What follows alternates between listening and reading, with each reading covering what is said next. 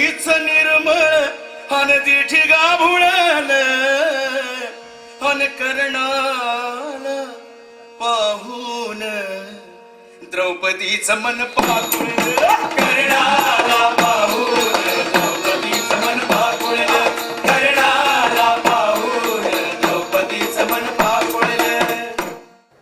जांभूळ आख्यान म्हणा, कुठली गोंधळातली प्रत्येक कथा, गीत, हे सगळं मौखिक परंपरेतनं आलेलं आहे. तर मग ह्याची तयारी करताना ही कशा प्रकारे तयारी केली जांभूळ आख्यानाची? आख्यायिका ही जांभूळ आख्यान हे आख्यान लावलं जातं. गोंधळामध्ये वेगवेगळे आख्यान असतात. रामायण असतं, त्याच्यात सीतारामाचं लक्ष्मणाची आख्याने असतात. हे आख्यान असतं. ते आख्यान मी फार पूर्वी बाबांबरोबर काम करत होतो किंवा मी INTचं बघितलं होतं. त्यानंतर मी साथीदार म्हणून दिमडी वादक म्हणून होतो.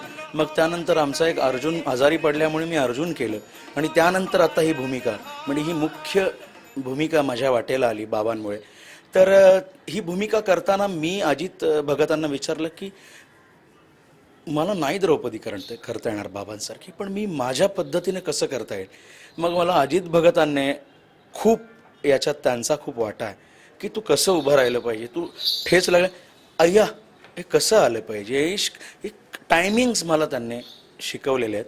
आणि यातल्या बारीक लकबी, ती द्रौपदी काय, तिच्या मनी का हे पाप येतं, ती कधी कर्णाला बघते, कधी लाजते, मग कृष्ण आणि तिचा जो संवाद आहे तो कृष्णाचा आणि तिचा भावाचा नातं आहे, ते नातं कसं दाखवायचं आहे बाई असून.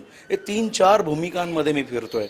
तर आजही मी प्रयत्न करतोय. मी साकार झालो असं मी मुळीच म्हणणार नाही. मी आजही ती द्रौपदी शोधायचा प्रयत्न करतोय आणि ती द्रौपदी मी साकारायचा प्रयत्न करतोय.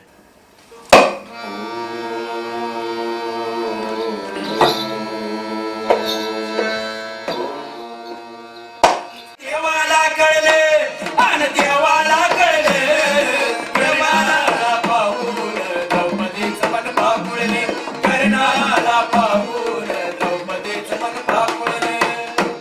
पॅरिसमध्ये याचा जांभूळ आख्यानाचा प्रयोग झाला होता. राजाराम भाऊ कदम यांनी केलेला होता. अजून आयफेल टॉवर जवळ. आणि आता मग तुमची काय पुढचे प्लॅनिंग्स आहेत किंवा पुढे काय करायचंय? जांभूळ आख्यान कुठपर्यंत न्यायचं?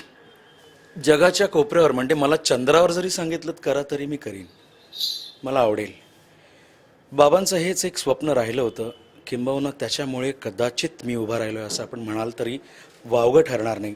कारण बाबांनी 20 वर्ष सतत आतोनात शेवटच्या श्वासापर्यंत 80व्या वयापर्यंत गात राहिले. याच भावनेत की जांभूळ आख्यान कधीतरी देशाच्या बाहेर विमानात झेप घेईल, पण ते शक्य झालं नाही. मला माहीत नाही का, कदाचित उमप आडनाव असेल म्हणून कदाचित की काय, शंका कधी कधी मनाला चटका लावून जाते. पण तसं नाही आहे, तसं नसावंही.